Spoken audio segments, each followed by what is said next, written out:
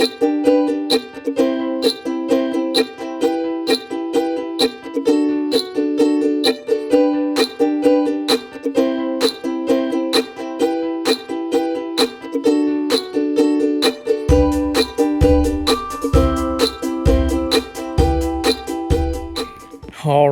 right. Welcome back, everybody.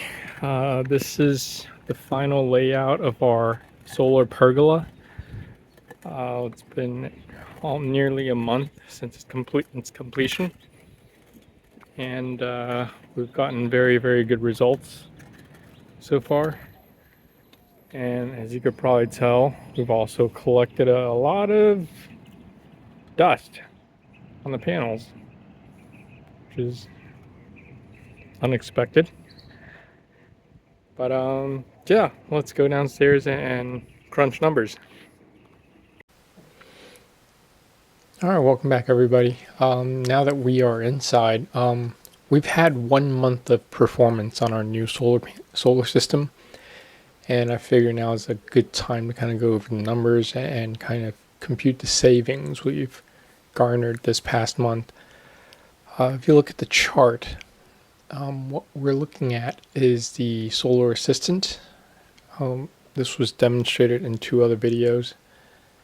Wait a second, let me get all these tools out of the way. So yeah, this is the performance for today, and as you can see, everything's still the same. The yellow is for the sun, the blue is for the consumption, and depending on during the daytime when the batteries are charging, it's green.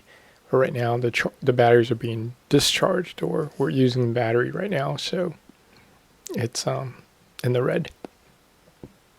Anyway, let's look at our performance in the past 30 days, and you'll see that even with our system of 10,800 watts of solar panels, potential input, we've not really come close.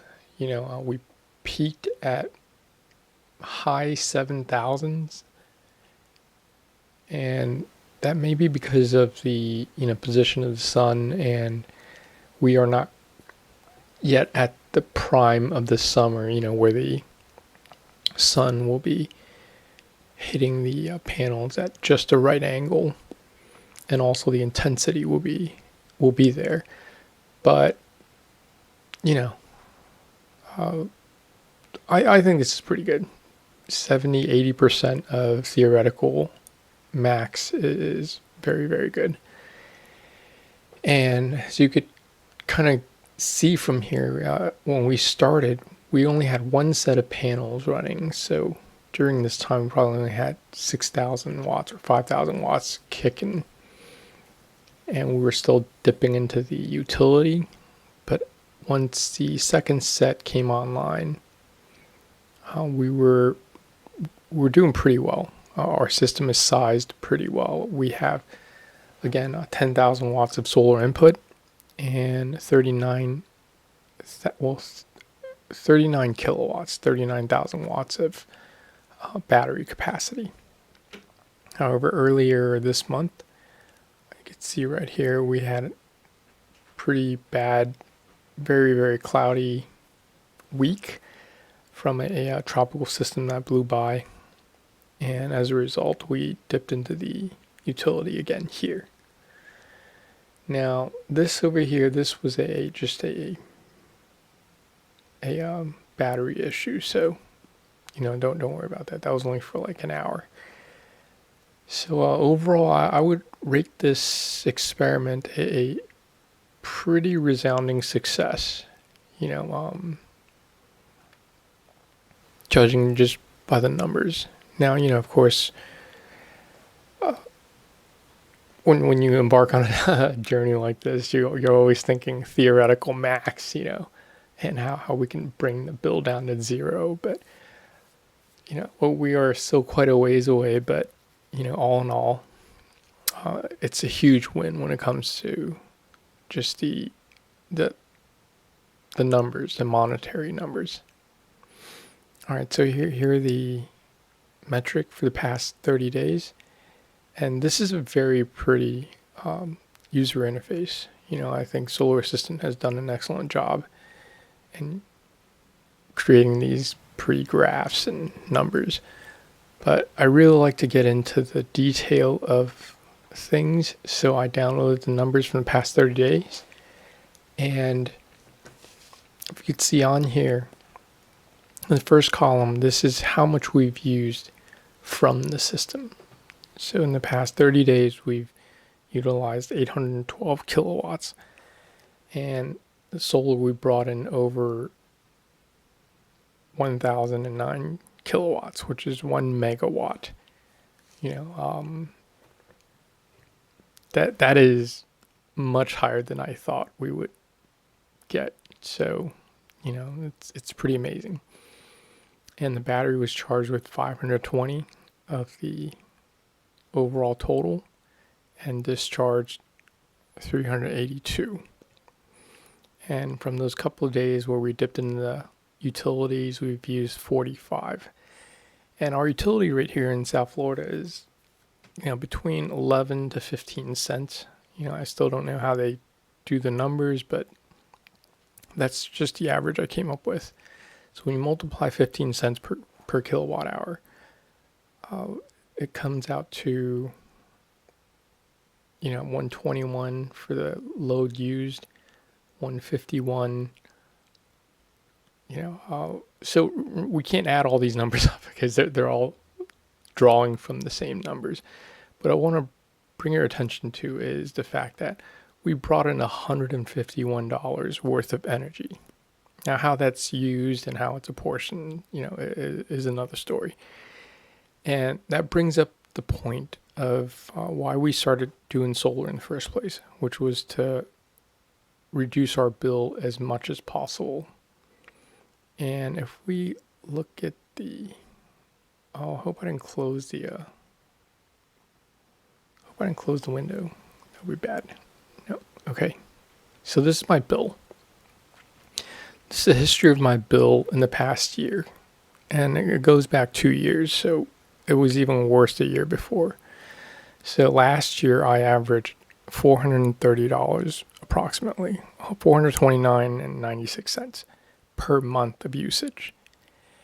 And just to put things in a perspective, this month, with the implementation of our solar system and taking the air conditioner offline. So last month we paid $421 and we utilized 2,600 kilowatts, 2.6 megawatts of power. If you look at the daily report, this hasn't been posted on the monthly report yet. But if you look at this chart right here, we've literally cut down our consumption by more than half, down to maybe 1/3, like 40%. So we're down 60% in consumption, and the total, our current month projection is $209. Whereas this time last year, our bill was, so this is June of last year. This is June of 24. Our bill was $551. So we've gone from $551 to $209, which is a $300 saving. So I'd say that's a win. I know I'm biased in this whole decision-making process, but anything we can not have to expend on a monthly basis is a plus.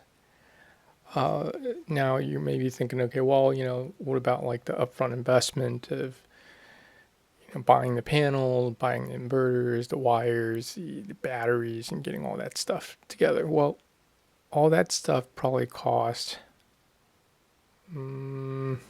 ballpark, let's say 12 grand, right? So let's do some math. if we expend $12,000, but each month we save $350 this month, but let's be conservative and say we just save $250 on average every month from now until whenever the solar panels burn out. So divided by this is 48 months. So 4 years until we get all of our investments back. So 4 years, that's an APR of roughly 20%, 25%, right? Like if we're doing no interest math. So yeah, a return of 25% on your money, I think is pretty decent, right? And another beautiful thing about it is this: once everything's paid off, I mean, the savings will kind of continue throughout the life of the entire system. Now, eventually we will have to replace the batteries, we will have to replace the panels, and hopefully the inverter will last. But the inverter, I didn't get these from Signature Solar, but a lot of inverters out there today have like a 5 or 7 or 10-year warranty. So, that just, it's almost like a no-brainer, So if you have the means, highly recommend looking into, if you have the means and the space, I highly recommend looking into solar if cost of utility is a problem for you, or even if it's not a problem, if it's a line item that shows up, high on the priority list of your monthly bills. So anyway, so I think I rambled on long enough. Thanks for tagging along on this journey. It's only been a month, but it's been super fun, and I follow a bunch of people on YouTube and the Will Prowse's forum, and just sit for hours on end just reading about batteries and inverters and electrical things that I was not trained in.